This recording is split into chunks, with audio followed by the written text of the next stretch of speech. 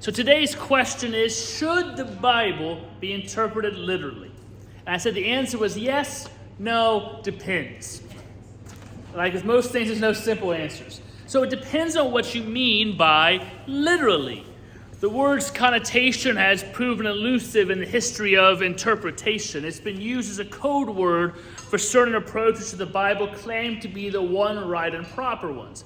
Often this is called literalism, where everything thing is exactly the way it's supposed to be. You read it word for word. Other times it's called inerrancy, a fundamentalist view of Scripture. From another angle, the word is characterized an approach in the Bible we should avoid, that kind of literalist, everything, even the metaphors, are exactly what they mean.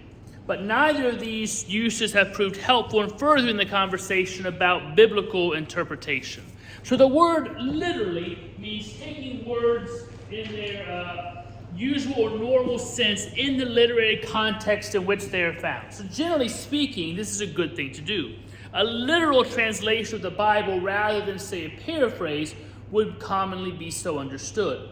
From another angle, Martin Luther and others from the time of the Reformation were determined to interpret the text literally as a stand against certain non-literal interpretations that had come to dominate the work of Scriptures. Kind of reading a lot of Scriptures as allegories. You have more imaginative readings of Scripture going outside of what the text says to the third step, the fourth step beyond. And they were trying to do a corrective of that. In this broad sense of the word, literal would take into account different kinds of language, such as metaphors or figures of speech.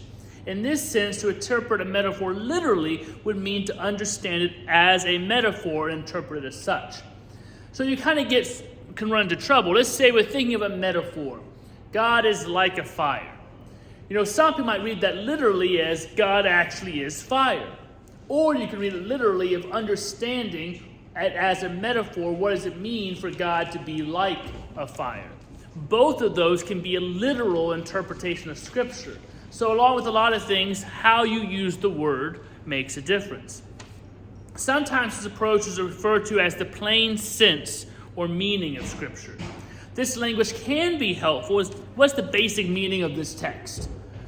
But all too easily can be misunderstood. It raises questions such as, plain to whom? The word plain could suggest that the meaning of a text is obvious and immediately apparent to the average reader, or should be. But the literal could mean something very complex and difficult, not plain at all, even to accomplished readers.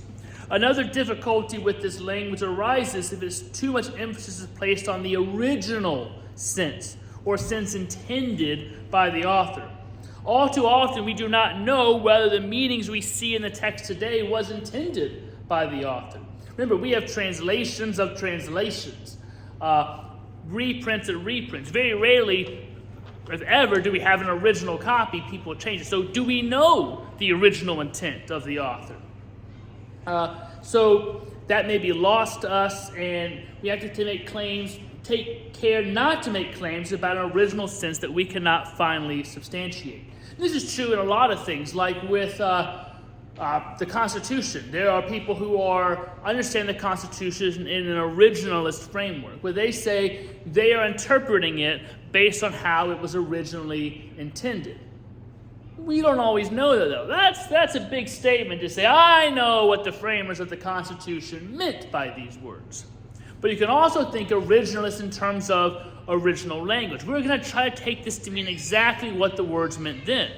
The challenge is words have different meaning over time. Take the Second Amendment with the use of firearms. Firearms today are very different than firearms then. So do you use the word as it means now to encompass everything, or just limit it to what it meant then? It's kind of like phones today. If you had rules about phones in the 60s, they'd be very different than phones today. Or if you say no cell phone use in school, of course no one's going to pick up a giant phone in the middle of school, but you can text. There's different things. It has a different understanding. So how do you understand that word? We talk about that with the Bible, that marriage in the Bible is a different institution than marriage as it is today. So trying to have a word for word transition change in understanding doesn't work. So is it the original word? Is it the original intent? Who gets to decide the original intent? With the Second Amendment, is it really tied to the right to be able to bear arms to protect yourself? Is it tied to that regulated militia part of it? We don't really have a bunch of regulated militias anymore because it's not as necessary now as it was in the 18th century.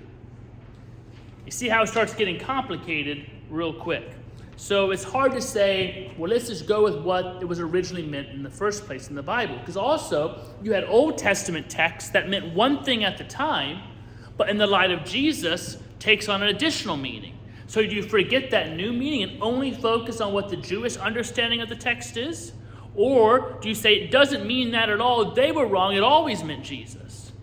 Or is it both? So literal can mean all of those things.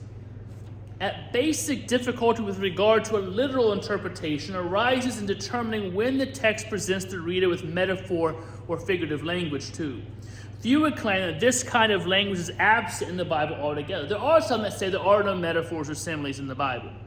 That's a fringe minority. But the issue of identification does present itself. Our common sense usually tells us when we encounter such language, as with the eye of a needle in Mark 10:25. You remember, it's harder for a rich man to enter the kingdom of heaven than a camel through the eye of a needle. What's that mean? So if you look at the history of interpretation on this text, people have tried really hard to make it easier. So some have claimed that the eye is actually this gate in Jerusalem through the walls that was kind of narrow, but people would bring in camels and baggage, so you had to be really careful not to come too overloaded or the camel couldn't enter. And that made it really nice. Say, okay, you can get into heaven, you just have to make sure you're not overloaded with stuff. We like that. That's a nice interpretation. It's a lie. There is no such thing in Jerusalem. There is no gate of that. But people interpreted it that way and made it up. So a lot of people read it that way. Or does it really mean an eye of a needle, like we see today, which is basically impossible? Is God saying it's impossible for a rich person to get into heaven? Maybe, because maybe it goes back to nothing is impossible with God, so it flips it on its head. Or others have said it's not the eye of a needle that we think of. It's really more of this shipping term, and it's this kind of rope that goes through this circular eye hoop that is challenging but really important and a key part. I mean, there's all these different interpretations. Or is it a hyperbole, just saying, yeah, it's hard, but it's not impossible? All of those have been interpretations by scholars, pastors, trying to take the text seriously. So how do you read it literally? Hyperbole. Is Jesus ever hyperbolic? When he talks about you have to sell everything you own to this guy, is he being hyperbolic? Not actually sell everything you own. Or is he speaking in context or being prescriptive? That's the other choice we have to sometimes make in interpretation. So was he talking to one guy and saying, you, because of your particular issues, need to sell everything you own?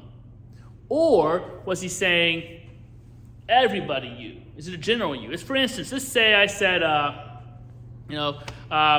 Linda, you shouldn't sing in the choir anymore. You should. Let's pretend I'm saying you shouldn't. And somebody heard, oh yeah, Stephen said you shouldn't sing in the choir anymore. So some people may take that to believe no one should sing in the choir anymore. But I was just talking to one person. Which is it? Is it a general use? That's the other translation piece. When taking it literally, does Jesus mean this one particular person? Or is it really for everybody? We don't know.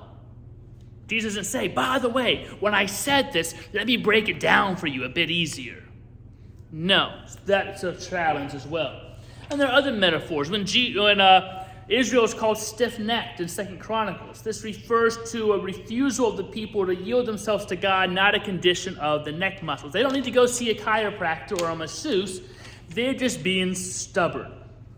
So you have all this different metaphorical language. Do you take it literally, as in use of metaphor, or is it you take it as a literal metaphor? The mountains really did somersault. Or with the metaphor of God being the potter and we are the clay. What does that mean? Does God mold us or have control over us? If the clay is spoiled somehow or flawed, because we are clay pots, is that God's fault or the material's fault?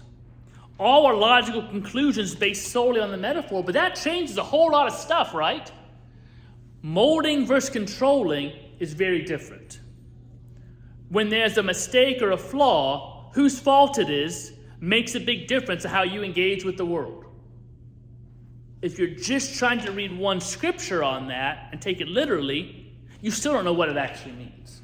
Which is why in the Presbyterian Church, we believe Scripture interprets Scripture. You never take a Scripture and try to understand it by itself. You need to understand its larger context and with the rest of Scripture. What does the rest of Scripture say about God's involvement with humanity and the world? That's a little side piece there. So, a general rule regarding the word literally. Interpret the text literally unless there's good reason not to do so. There's often good reason, as some of these examples have shown.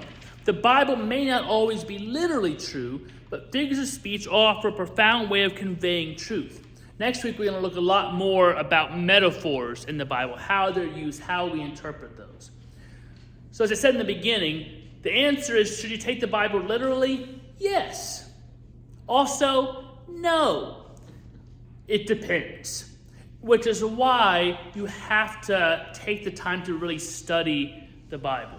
Because if you don't know when each time is appropriate. That's why you can't be Christian on your own to think, hey, I'm going to go sit down with this Bible and figure it all out. None of us can. One of the greatest things that happened to Christianity was the invention of the printing press, where the Bible got into individual hands because the powers that be who controlled it often twisted the text for their own purposes. One of the worst things that happened to Christianity was the printing press when the Bible got into individual hands, because now individuals can take the Bible and twist it for their own purposes. It's a double-edged sword. So it's been great that now people can look at it, but also a lot of people think they understand now and don't need anything else, and it often gets twisted around. They use it for their own purposes. You can go on the internet and find biblical justification for any kind of deviant behavior you want. Anything you want, you can find it basically. People always use the Bible to justify their choices because they can, all these interpretive dances. You go to any denomination, they have. So there's an interesting book. This is going off topic. Ooh, I'm at 12 minutes. Interesting little book, though. It's by a guy named Jonathan Haidt, H-A-I-D-T. He does a lot with kind of how we think, psychiatry, how the mind works. And he talks about this idea now that people come to a set of beliefs independently, then they find a belief system that props up what they've already decided. That's how we all work. We say we're rational, that we look at the facts and make a decision. But for the most part, we are not. We decide something, and then we go find the evidence to back up what we found.